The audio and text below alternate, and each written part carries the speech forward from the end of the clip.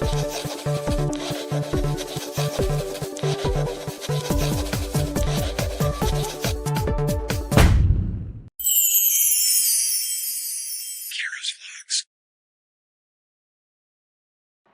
and welcome to the bonus topic for teachers of my webinar, Hour of Code Blockly Coding with Code.org.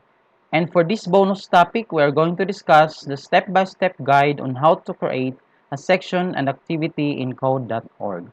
So first thing you need to do is make sure that you are now viewing the dashboard as an instructor. And also make sure that you are logged in as an instructor and not as a student, because a student account has no capability of creating a section. As an instructor, you will see this window here, wherein on the right side there is a create section button, and then we're just going to click the create section. In creating a section, there are three different types of login for different groups of students. So picture logins is recommended for ages 4 to 8. You will create accounts for your students, and students will log in with a secret picture. So these are applicable for students who are having difficulty in reading or who are not yet proficient in reading. And the next type is word logins, recommended for ages 9 to 12. So you will create accounts for your students, and students will log in with a secret pair of words. So these first two types of logins requires the work of a teacher. So the teacher will be the one to create the account of the students, and the students will just log in. Unlike the last one, which is personal logins, you just create your classroom, and then your students will be the one to log in your classroom, just like what we did in my webinar.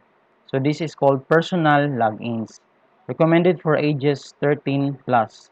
Each student will create their own code.org account using their email address, kept 100% private. So the email address is kept 100% private. You will not be able to see the email address of your students.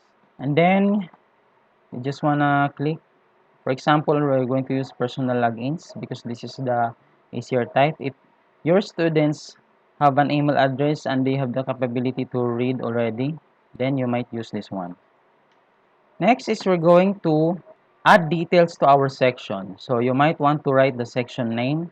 So section name could be anything. So it could be the section name in your school, or for this demonstration I will just put sample section and select grades. So if it is more than grade 12, then you can choose other mixed. After that, we will select the course. So there are different and a lot of course in code.org. So if you have no idea yet, you may select one course which you think you may give to your students, and then you may dry run it or try it yourself, and then if you think it is good, then you can add that course for them.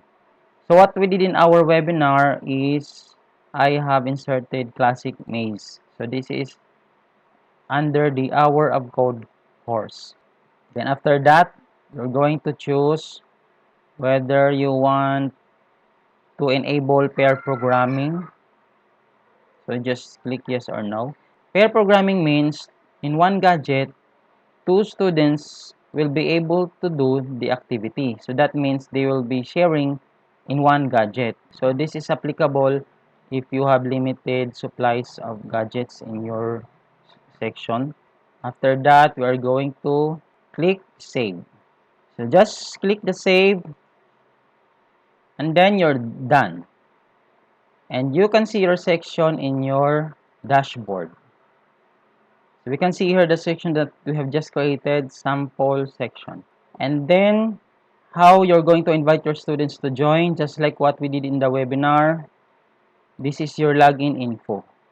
So this login info contains the section code, KTFQHL. This is what we have just created a while ago. And then you will use this login info, the section code, you give that to your students. And then the next step is after giving the code to your students will just go into the code.org website, then they will click sign in. and then they will enter the code in this area on the right side. If your students already have their code.org account, they may sign in, or if they want, they can choose to create an account first, just like what you did in the webinar. And then after creating an account, they can join the classroom by encoding the section code in the bottom part of the dashboard. But otherwise, this is the faster way to join the classroom. Just input the code and then click go. So that's it for our tutorial for the bonus topic. Again, thank you for joining the webinar, and I hope you enjoyed the webinar and this bonus topic. Thank you very much. Please don't forget to subscribe to our channel, KIRO's Vlogs. See you on our next webinar. Thank you. Bye-bye.